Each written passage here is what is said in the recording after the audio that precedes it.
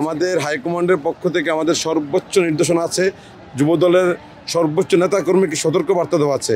চেষ্টা যেন আবার ঢোকার চেষ্টা করতেছে, আমরা যেন তাকে যেন কীভাবে আমরা মোকাবেলা করবো সেজন্য আমরা মাঠের মধ্যে আছি। বিগত দিনে যে আমরা আমাদের যে যুবদলের যে আমরা আগামী দিনে গতদিনের যে প্রোগ্রামগুলো আমরা প্রতিষ্ঠাবার্ষিকী কিন্তু আমরা ঠিকমতো করতে পারি নাই ফ্যাসিস্টের কারণে। আমরা এই জিয়ার মাজারে এসেও আমরা অনেক দৌড়ানি খেতে হয়েছে, আমরা ঢুকতে পারি নাই। মাজারের গেট থেকে আমাদেরকে গ্রেপ্তার করানো হয়েছিল।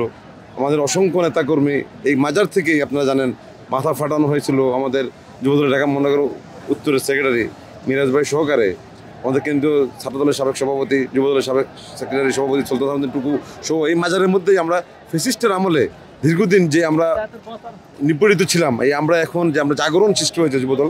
আপনারা জানেন আমাদের যুবদলের কেন্দ্রীয় সভাপতি মোনায়েম মুন্না ও সাধারণ সম্পাদক নুরুল ইসলাম নয়নের নেতৃত্বে বাংলাদেশ জাতীয়তাবাদী যুবদল বাংলাদেশের সর্ববৃহৎ একটি সংগঠন। এটা আপনারা প্রমাণিত আজকে দেখতে পাচ্ছেন যে আমাদের যে একটা যে বাংলাদেশ জাতীয়তাবাদী যুবদলের 47তম যে প্রতিষ্ঠাবার্ষিকী, এই প্রতিষ্ঠাবার্ষিকী উপলক্ষে সাধারণ মানুষ সহ যুবকদের যে একটা জাগরণ সৃষ্টি হয়েছে সেটা আপনারা দেখছেন। আমরা এখন আলহামদুলিল্লাহ আল্লাহ রাব্বুল আলামিনের দরবারে হাজারো শুকরিয়া আদায় করতেছি যে ফ্যাসিস্ট বিদায় হয়েছে। আগামী দিনে আমাদের দেশনায়ক, তারুণ্যের অহংকার, যুবকদের অহংকার জনাব তারেক রহমানের নেতৃত্বেই বাংলাদেশ জাতীয়তাবাদী দলের আপনারা ঐক্যবদ্ধভাবে আমরা আছি, ঐক্যবদ্ধই থাকবো ইনশাআল্লাহ। আমাদের হাইকমান্ডের পক্ষ থেকে আমাদের সর্বোচ্চ নির্দেশনা আছে, যুবদলের সর্বোচ্চ নেতাকর্মীকে সতর্ক বার্তা দেওয়া আছে। আমরা যে যেখানে আছি না কেন, যে অবস্থা থাকে না কেন, আমাদের একটাই আমাদের বার্তা হাইকমান্ড থেকে, আমাদের যুবদলের প্রেসিডেন্ট ও সাধারণ সম্পাদক আমাদের বার্তা হলো আমরা যেন একত্রতে সর্ববৃহৎভাবে যেন থাকি।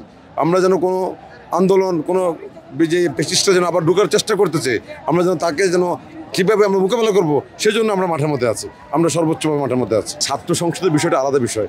আমরা দীর্ঘদিন আমরা পার্সিটিতে আমাদের ছেলেপেলেরা উঠতে পারে নাই, আমাদের ছোটো ছেলেরা উঠতে পারে নাই। তারা যে পাশ করেছে তারা তো গুপ্ত সংগঠন ছিল, আপনারা জানেন। ওরা ছাত্রলীগ করে তারা হলে ছিল, তারা ছাত্রলীগ তারা জানতো যে তারা না, কেউ জানতো না, তাদের পরিচয় জানতো না। আপনারা জানেন যে বিপি হয়েছে ঢাকা ইউনিভার্সিটির, ওর পরিচয়টা আপনারা জানেন, সবাই মিডিয়াতে আসছে।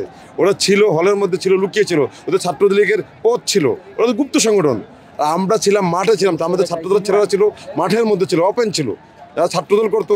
এই কারণেই তারা গুপ্ত হিসেবে হলের মধ্যে ছিল, তারা সবাই জানতো না এরা যে ছাত্র শিবির করতো। তারা রাতের ছিল, দিনের ছিল ছাত্রলীগ, রাতে ছিল ছাত্র শিবির। যে তারা তাই হলের মধ্যে, এটা বিশ্ববিদ্যালয়ের বিষয় অন্য বিষয়, আর জাতীয় নির্বাচনের বিষয়টা অন্য বিষয়। আপনারা তো এটা আগেই দেখছেন যে বিগত দিনে আপনার ডাকসুতে আপনার অনেক বড় বড় নেতা সকল পাশ করে তো কী লাভ হয়েছে আপনি দেখছেন। এটা আওয়ামী লীগ আমলে নুরও তো পাশ করছিল। বিশ্ববিদ্যালয় এক জিনিস, সাধারণ বিষয়টা অন্য জিনিস।